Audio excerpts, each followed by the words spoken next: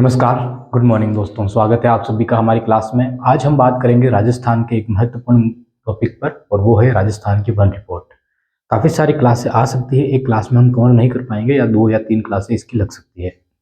शुरुआत में हम बेसिक देखेंगे कि राजस्थान का जो वन क्षेत्र है वो किस प्रकार का है, कहाँ-कहाँ कैसे वन हो सकते हैं, उनको समझने की कोशिश करेंगे। जैसे एक भूगोलवेत्ता होते हैं वो भी तो हर एक चीज़ को महसूस करते हैं, उसकी विशेषता जानने की कोशिश करते हैं, फिर उसको कई सारे भागों में अलग-अलग बाँटते हैं। जब भी हम राजस्थान के मरुस्थल को पढ़ते हैं तो हम देखते हैं कि मरुस्थल को लगभग 6 भागों में हम बाँट देते हैं। जब अरावली को पढ़ते हैं तो 3 भागों में हम बाँट देते हैं। जब हम मैदानी भाग को पढ़ते हैं तो 4 भागों में हम उसको बाँट देते हैं। जब हाड़ौती के पठार को हम पढ़ते हैं तो उसको भी हम 2 भागों में बाँट देते हैं। ये हमने नहीं बाँटा है, ये जो भूगोलवेत्ता है, जिन्होंने राजस्थान पर अध्ययन किया, जिन्होंने भारत पर अध्ययन किया, उन्होंने ये अलग-अलग रूप में इनको बाँटा है। कारण यही है कि वो इनकी विशेषताओं के आधार पर, वर्षा के आधार पर, वनस्पति के आधार पर या मृदा के आधार पर ये अलग-अलग बाँटते रहते हैं। जब कोपेन ने जलवायु वर्गीकरण किया तो AW, CWG इस तरह चीज़ों में उन्होंने बाँट दिया था। ये सारी जो चीज़ें बाँटी गई, ये हमें समझने में मुश्किल हो सकती है कि हाँ, इतना याद कैसे करेंगे, क्या करेंगे, कैसे करेंगे? लेकिन आप सोचिए अगर इन चीज़ों में ये नहीं बाँटते, हम राजस्थान को समझ ही नहीं पाते। हमें राजस्थान को बस इतना ही समझ पाते हैं कि यहाँ पे अरावली है, यहाँ पे मरुस्थल है, यहाँ पे हाड़ौती का पठार है और यहाँ पे मैदानी भाग है।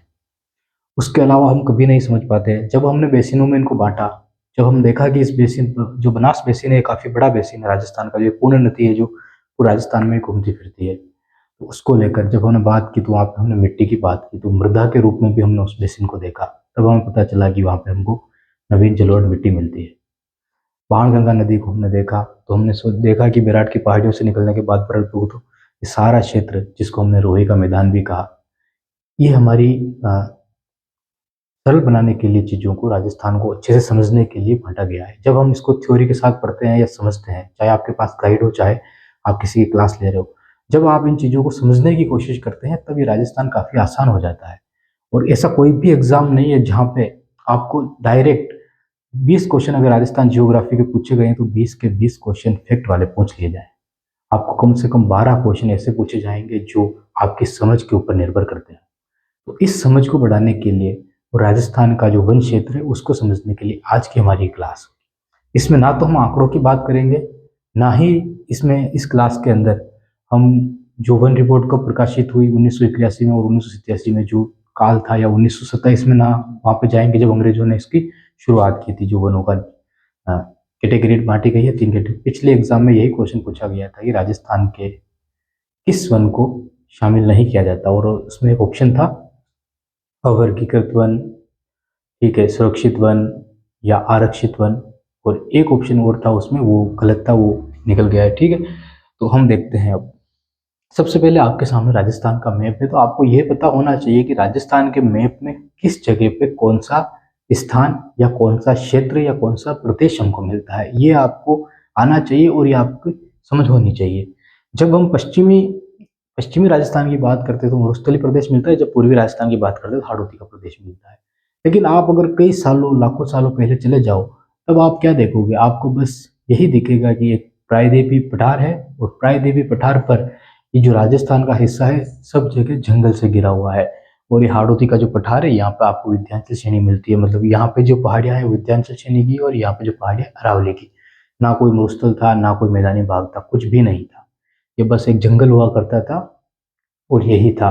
लेकिन आगे चलकर प्रायद्वीपीय भारत अलग होता है अफ्रीका से, और वो एशियन प्लेट से टकराने के बाद इस मैदानी भाग में एक ब्रंच बनता है, एक खाई बनती है। यहाँ से जो हिस्सा अलग हुआ, यहाँ पे फिर लूनी नदी निकलती है हमारी, ठीक है। तो ये जो हिस्सा हमको मिलता है मैदानी भाग का, ये मैदानी भाग का हिस्सा पहले नहीं था, ये बाद में कुछ टकराव हुए हैं, कुछ हलचल हुई है पृथ्वी के अंदर, उसके कारण यहाँ पे एक खाई बन गई थी। इस खाई को भरने के लिए यहाँ से काफी सारी नदियां आती है, यहाँ पे काफी सारी नदियां आती है, और यही नदियां इसको भरती है और इसको एक समतल मैदान में तब्दील कर देती है। तो यहाँ पे हमको सबसे ज्यादा कृषि क्षेत्र मिलता है, वन क्षेत्र हमको सबसे ज्यादा कृषि क्षेत्र हमको मिलता है, सबसे ज्यादा नदियां यहाँ पे हमको देखने को मिलती है। ठीक है, ये क्लियर है आपका। इसके बाद इधर देखें तो ये विंध्याचल श्रेणी का क्षेत्र है, यहाँ पे हमको पठार मिलता है, लेकिन पठार एक ऐसा पठार है ये जो समतल है, ऊपर से आसानी से खेती की जा सकती है, जनसंख्या भी काफी ज्यादा निवास करती है, मतलब 7% भूभाग पे 11% जनसंख्या निवास करती है, तो काफी शानदार है ये। 6.89 करेक्ट है इसका। उसके बाद देखो अरावली की स्थिति यहाँ से बनती है, यहाँ तक अरावली फैली हुई है। अब जो ये हिस्सा है, ये हम कहते हैं इसको कि ये मरुस्थली प्रदेश है। ये पहले जंगल हुआ करता था, हम इसकी भी बात करते हैं पहले। तो जैसी स्थिति मैदानी भाग की थी वैसी की वैसी स्थिति यहाँ पे भी थी। यहाँ पे भी नदियों के द्वारा मिट्टी लाई गई और निर्माण किया गया। यहाँ पे जो समुद्र हुआ करता है तैतीस सागर, उसके कारण हमको जो मिट्टी मिलती है वो रेतीली मिट्टी मिलती है। ठीक है, यहाँ तक क्लियर है। अब हमने इतनी बात की, इसका वनों से क्या जुड़ाव है वही समझना है। देखो जहाँ पे अरावली अभी सबसे ऊंची है, हमने कहा कि जंगली जंगल हुआ करते तो राजस्थान के अंदर हमको एक ऐसी स्थिति कहाँ पे मिलेगी जहाँ पे हमको अरावली की स्थिति काफी ऊंचाई वाली मिलेगी। तो हमको यहाँ पे सबसे ज्यादा ऊंचाई वाली मिलती है, जो आबू का पठार है। तो हम यहाँ पे कह सकते हैं कि राजस्थान के अंदर हमको अर्ध उष्ण सदाबहार वन मिलते हैं। तो कहाँ पे मिलेंगे, वो एक ही स्थान पे मिलेगी। लेकिन इससे पहले भी हमको एक चीज और है जो अंग्रेजों ने ही बांट के चले गए थे 1927 के अंदर। 3 कैटेगरी में अंग्रेजों ने बांटा था पूरे भारत में जो वन है उनको लेकर। एक उन्होंने बांटा था आरक्षित वन, एक उन्होंने बांटा था संरक्षित या सुरक्षित वन,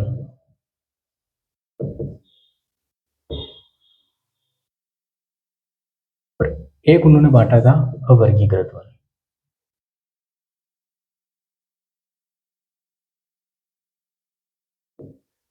देखो ये आरक्षित है ना, यहाँ पे क्वेश्चन में जो मतलब ऑप्शन दिया गया था वहां पे अनारक्षित लिख दिया था, अनारक्षित। ठीक है, मतलब किसको, तो ये फिर वो ऑप्शन में गलत हुआ था। जो इसका उल्टा लिख रखा था वो क्वेश्चन मेंस में पूछा गया था। जो चौथा है, चौथा नहीं बांटा है, बस 3 ही बांटे हैं, ध्यान रखना, उसमें चौथा ऑप्शन था। अब देखो जो आरक्षित वन है उनकी बात की गई, तो जहाँ पे जंगल है, बहुत सारे घने जंगल है, जहाँ पे सघन क्षेत्र है, क्या हमको उनको नहीं बचाना चाहिए? उसको हमको काफी बचाना चाहिए। उदयपुर के अंदर अभी एक रिपोर्ट आई जिसके अंदर लगभग 13 किलोमीटर का क्षेत्र, वन क्षेत्र जो कम हो गया है। तो इसके आधार पर हम कह रहे हैं कि जो आरक्षित वन है ये ऐसे क्षेत्र है जहाँ पे हम काफी सघन वन मिलते हैं, काफी सघन जनसंख्या। अब जैसे सीता माता अभ्यारण्य आपने देखा है, प्रतापगढ़ उदयपुर इनकी सीमा पे वो बना हुआ है, डूंगरपुर बांसवाड़ा। ठीक है, तो यहाँ पे जो उसका क्षेत्र मिलता है किसका, सीता माता अभ्यारण्य का, उस उद्यान का, तो उस उद्यान को बचाना नहीं चाहिए क्या? बचाना चाहिए। तो वो ऐसे वनों को हम किसमें शामिल करते हैं? आरक्षित क्षेत्रों में। आरक्षित क्षेत्र क्यों शामिल करते हैं? इसलिए शामिल करते हैं कि इनको नष्ट नहीं किया जाए। और आरक्षित का मतलब क्या होता है तो समझना, ऐसे वन जहाँ पे ना तो आप लकड़ी काट सकते हो, ना आप पशु चरा सकते हो, और ना ही आप सरकार की बिना इजाजत के वहां पे जा भी सकते हो। ठीक है, सरकार ने आपको जहां तक छूट दी है वहां पे जा सकते हो। कारण है कि सरकार आपको नहीं जाने देगी क्योंकि अंदर वन्य जीव अभ्यारण्य है, तो वहाँ पे जानवरों का खतरा है, सब खतरा है। तो आप सफारी करने के लिए सरकार आपको इजाजत देगी कि आप जाइए, घूम के आइए, गाड़ी देगी। ठीक है, उसके हिसाब से आप जा सकते हो, अन्यथा आप अपनी मर्जी से वहां पे कुछ भी नहीं कर सकते हो। ठीक है, ये दीजिए, ये है आरक्षित वनों की बात। संरक्षित और सुरक्षित वन राजस्थान के अंदर कब से, आजादी के बाद से अभी आए हैं। डिजिटल इंडिया, सारी चीजें तो अभी मिली है हमको, नहरें वहरे सारी चीजें अभी हमको हमारे सामने आ रही है। अब देखो राजस्थान एक ऐसा है जहाँ पे हमको काफी सारी जनजातियां मिलती है। जिससे हमने इस मध्य भाग की बात की, यहाँ पे सबसे ज्यादा जनजातियां हमको इन क्षेत्रों में मिलती है, तो पहाड़ों में या इन क्षेत्रों में। तो ये से जो क्षेत्र है यहाँ पे सघन क्षेत्र, उन पे तो हमने आरक्षित वन मतलब पूरी तरीके से उन पर रोक लगा दी। लेकिन ऐसे क्षेत्र जो समतल है, जिन लोगों के पास पशु है चराने के लिए, जिन लोगों के पास चूल्हे हैं जिनमें लकड़ी जलाई जाती है, वो लोग पूरी तरीके से निर्भर है किसके ऊपर, जंगलों के ऊपर। अगर उन लोगों पर एकदम से रोक लगा दी जाए कि नहीं आप लकड़ी नहीं काट सकते, आप जंगलों में नहीं जा सकते, आप पशु नहीं चरा सकते, तो वो लोग हड़बड़ा जाएंगे, वो इस बात को मानेंगे नहीं। कानून वहां तक ही ठीक लगता है जहां तक लोगों की सुविधाएं के लिए हो। यहाँ पे अगर उनको असुविधाएं हो रही तो वो लोग नहीं मानेंगे, फिर उस कानून को नहीं मानेंगे, वो कानून को तोड़ेंगे। तो सरकार ने कहा कि थोड़ी इजाजत इनको दी जाए, ये लकड़ी ला सकते हैं, ये पशु चरा सकते हैं, लेकिन ये जंगल साफ नहीं कर सकते हैं। तो कुछ नियमों के आधार पर ऐसे जगह जहाँ पे जनजातियां निवास करती है वहां पे किन वनों को रखा गया, किस किस श्रेणी को रखा गया वनों की, सुरक्षित या संरक्षित श्रेणी को। उसके बाद आता है आरक्षित वन। अब देखो ये भी समझने वाली बात है कि ऐसा क्षेत्र कौन सा है जहां पे सरकार आपको बिल्कुल ही छूट दे देगी कि आप जाइए लकड़ियां काटे, जो करना है कीजिए, आप आपकी मर्जी है। आरक्षित नहीं, ना तो ये अ, मतलब अवर्गीकृत वन, आरक्षित नहीं अवर्गीकृत वन की बात हो रही कि ऐसे वन जो मतलब सरकारी कैटेगरी में नहीं रखा है, उन्होंने कहा कि ये लोग यहाँ पे कुछ भी कर सकते हैं, वो उनके ऊपर है। फिर भी कुछ नजर सरकार रखती है, लेकिन समझना है यहाँ पे ये जो क्षेत्र है राजस्थान का, ये क्षेत्र राजस्थान का एक ऐसा क्षेत्र है जहाँ पे वनस्पति हमको काफी कम मिलती है, कंटीली वनस्पति मिलती है। पहली बात तो है यहाँ पे रहने वाले जो लोग हैं, वो लोग ये नहीं चाहते हैं कि यहाँ पे पेड़ समाप्त हो जाए। आपने देखा होगा जोधपुर के अंदर अमृता देवी पेड़ों से लिपट कर कितनी जाने गई थी जब वहां पे ठेकेदार ने पेड़ काटने का आदेश दिया था। तो वो जो आंदोलन बना है, उस आंदोलन का नाम बताना आप, जो आंदोलन वो बना था, तो वहां पे जो लोग हैं, वो संप्रदाय का भी आप नाम बताना कौन सा संप्रदाय था, क्योंकि भी हाईलाइट चल रहा है काफी ज्यादा। तो जो आंदोलन यहाँ पे हुआ था, ठीक है, और एक क्वेश्चन और है कि उस संप्रदाय के लोग किसकी पूजा ज्यादा करते हैं, ये भी आप बताना। तो जहाँ पे वो आंदोलन हुआ था, तो ऐसा क्षेत्र है ये जहाँ पे हमको पेड़ पौधे काफी कम मिलते हैं, और वहाँ के लोग हैं, वो लोग भी ये चाहते हैं कि पेड़ पौधे यहाँ पे नहीं काटे जाए। तो वो लोग खुद इन चीज़ों को समझते हैं कि रेगिस्तान है, अगर पेड़ काटेंगे तो ये रेगिस्तान और हम पे हावी होगा और ज़्यादा गर्मी बढ़ेगी। सरकार निरंतर वहाँ पे पेड़ पौधे लगाने का कार्यक्रम चलाती है।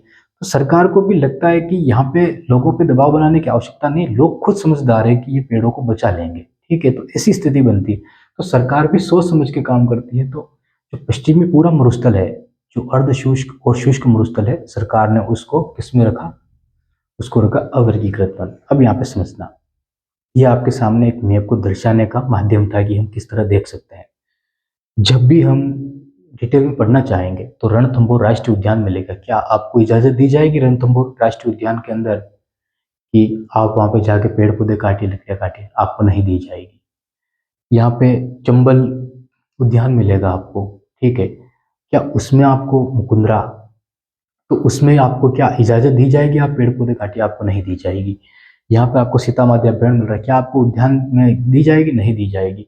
हमने बस एक मोटे तौर पे डिटेल में देखा कि अवर्गीकृत वन कहाँ पे हो सकते हैं, किन जिलों में हो सकते हैं, और ये संरक्षित वन कहाँ पे हो सकते हैं, और क्यों सरकार इन नियमों में इजाजत दे रही है लोगों को ये चीजें करे। और यहाँ पे जो आपको मिल रहा है सघन क्षेत्र, अब इसमें दूसरा जो है डिवाइडेशन कर रखा है, उसको हम समझते हैं कि भूगोल वेत्ता कोई एक तो था नहीं, काफी सारे लोग थे, अलग अलग प्रकार से उन्होंने देखा, समझा और फिर हमको बताया। अब देखो ये क्षेत्र है शुष्क और ये क्षेत्र है अर्धशुष्क। वैसे तो इसकी 5 कैटेगरी में बांट रखा है, लेकिन आज की हमारी क्लास में हम 3 की बात करेंगे, क्योंकि हम अगर आगे जाके डिटेल में जब पढ़ेंगे तब हमको आंकड़ों के साथ पढ़ना पड़ेगा, इसलिए अभी हम 5 में नहीं बांटते हैं। तो अशुष्क और अर्धशुष्क, तो ये जो हिस्सा है ये राजस्थान में शुष्क अर्धशुष्क कटिबंध,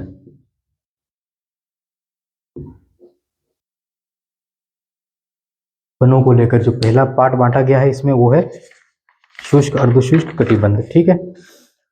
अब दूसरा हिस्सा जो आएगा हमारे सामने वो होगा अरावली का।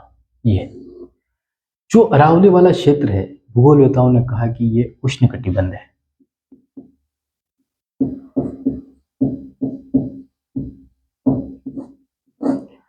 उष्ण कटिबंध इसलिए कहा, अब देखना, अगर उष्ण कटिबंध कहोगे तो ये पूरा नहीं होगा, हम आपको यहाँ पे पतझड़ भी लगाना पड़ेगा,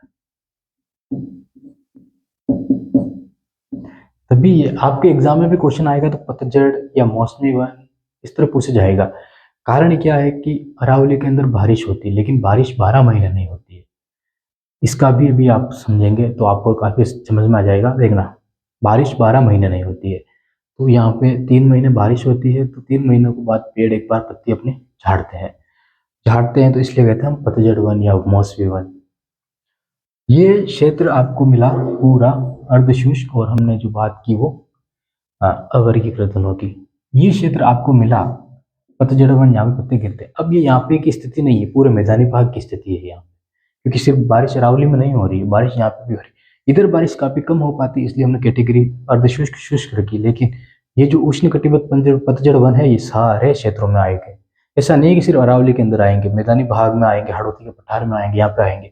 लेकिन अब एक कैटेगरी और बच रही है हमारी, वो है अरावली की कुछ पहाड़ियां काफी ऊंचाई पे मिलती है, जैसे कि 1722 मीटर की सबसे ऊंची चोटी राजस्थान की कौन सी है, गुरु शिखर। इतनी ऊंची चोटी है तो वहां पे सघन वनस्पति हमको मिलती है। लेकिन उदयपुर, उस एरिया में उदयपुर सबसे ज्यादा क्षेत्रफल रखता है, इसलिए सबसे ज्यादा जो वन हमको मिलेंगे उदयपुर में मिलेंगे। ठीक है, सघन जो वनस्पति हमको मिलेगी उदयपुर में मिलेगी। क्षेत्रफल में भी देख लो, चाहे कैसे भी देख लो, उदयपुर में ही ज्यादा मिलेगी।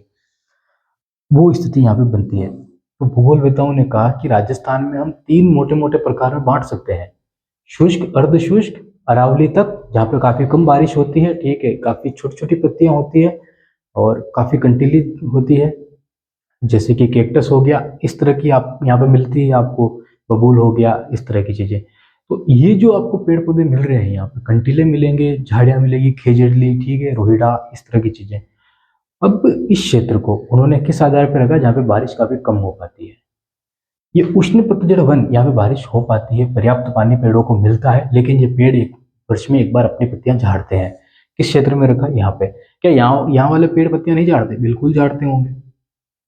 ठीक है, खेजड़ी की पत्तियां गिरती है ना, तो झाड़ते होंगे। लेकिन प्रायिकता क्या है कि वहां पे ये चीजें हैं कि यहाँ पे कंटीले हो सकते हैं, यहाँ पे छोटे पत्ते वाले पेड़ पौधे हो सकते हैं, इसलिए प्रायिकता जो दे सकते हैं ना वही देंगे। अब खेजड़ियाँ यहाँ पे नहीं हो सकती क्या? बिल्कुल हो सकती है, यहाँ से बेहतर खेजड़ियाँ यहाँ पे हो सकती है। लेकिन हमने यहाँ पे खेजड़ी को क्यों प्रायिकता दी? क्योंकि वहां पे वो वृक्ष वहां की स्थिति दर्शाता है कि वहां पे खेजड़ियाँ महत्वपूर्ण है, क्योंकि वहां पे वो चीजें हो सकती है। यहाँ पे नहीं हो पाएगी ना, यहाँ पे मतलब हो तो जाएगी, लेकिन यहाँ पे उनकी आवश्यकता नहीं, क्योंकि यहाँ पे दूसरी वनस्पतियां काफी ज्यादा हो रही है। अब उष्ण कटिबंध पतझड़ वन बस में एक बार गिराते हैं। नेक्स्ट है तीसरा हमारा, वो है सदाबहार वन।